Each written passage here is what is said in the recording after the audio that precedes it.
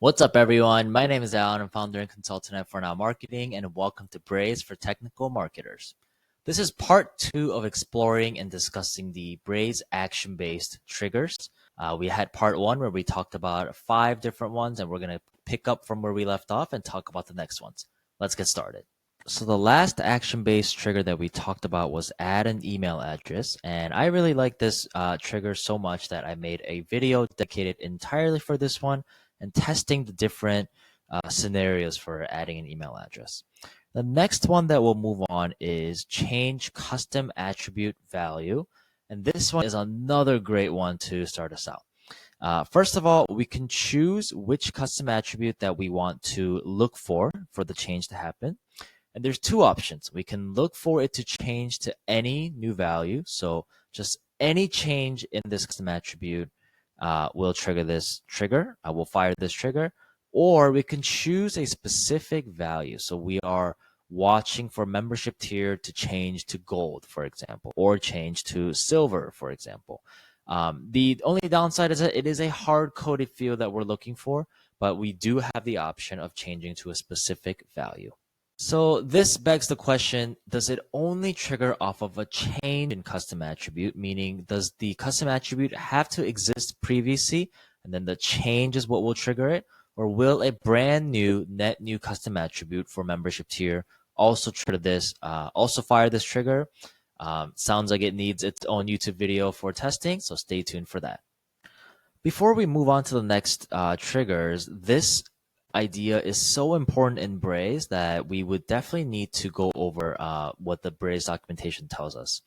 So this is the action-based delivery attribute triggers page. So this has some information about all the different attribute triggers as opposed to the different event triggers or the action triggers. So custom event, start session, make purchase, those are all events. And then there is a documentation page dedicated for attributes like custom attribute, subscription status, subscription group status. But let's go back to attribute triggers, and it says for change attribute, change custom attribute value, for change attribute, the trigger is evaluated first, then the audience criteria. Let's read that again. The trigger is evaluated first, then the audience criteria. And if we go to the Braze page, the scheduled delivery is page 2, the trigger, and the audience is page 3, target audiences. And it says triggers evaluated first and the audience criteria, which we would expect to be the case for all situations. But it says this differs from the default behavior of audience criteria evaluated first, then trigger. So one thing to note in Braze default behavior, and this actually deserves its own video once again, is that the default behavior is that the audience criteria is evaluated first in Braze before the trigger. Meaning page 3 target audiences will be evaluated before Braze looks for and listens for the event trigger to happen in page 2. It has been a point of confusion for many Braze users over the last several years I've worked in Braze, but page 3 does get evaluated before page 2 as long as you're using an event trigger, but that is not the case when you're using change custom attribute value. And moving on from there, I did want to take a look at this too in case it answers our questions about change versus net new.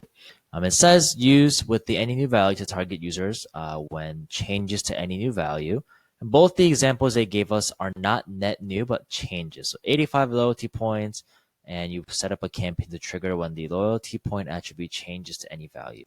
Or the next example with the tier update notification, you might want to alert users. So it doesn't talk about net new, but we will have to test it. But one important message that Braze tells us is attribute triggers are not currently available for array attributes. So if your custom attribute is an array and you're tracking for changes in that array, it looks like that is unavailable, unfortunately. And actually, there are even more notes here, so we definitely should read this together. Attribute triggers for specific custom attribute values are not available for array and date custom attributes as well. So I guess it's also not available for date as well as array. That was mentioned above. The custom attribute value changes triggers does not trigger when the custom attribute value is updated to null. So if you change to kind of get rid of that custom attribute, that will not change it. Custom attribute value change trigger will only trigger when the value of a custom attribute changes. I think this is about to answer a question. If a custom attribute's current value is resent to Braze, e.g. the value for the favorite color is red, and you resend the value red to Braze, which by the way, you should only send deltas to Braze. That is an inefficient use of data points, but it does happen. The custom attribute values change trigger will not occur. So it needs to be a change, a delta, even if you relog the same custom attribute, which will incur data point even though you didn't change anything, then this trigger will not happen.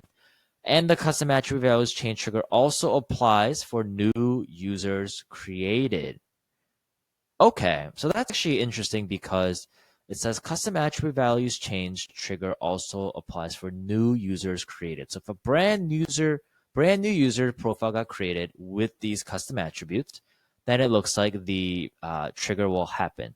Now, I'm still curious what happens if a new user profile gets created that didn't have any custom attributes, and then after user profile creation, we log this new custom attribute to an existing profile. Then will it still happen? Maybe that's what I'll be testing in the next video. And even though we had a different thumbnail in the beginning of this video, after making this is a much more appropriate title. This video is about action-based delivery, change custom attribute value. That's it for today. Thank you for watching and see you next time.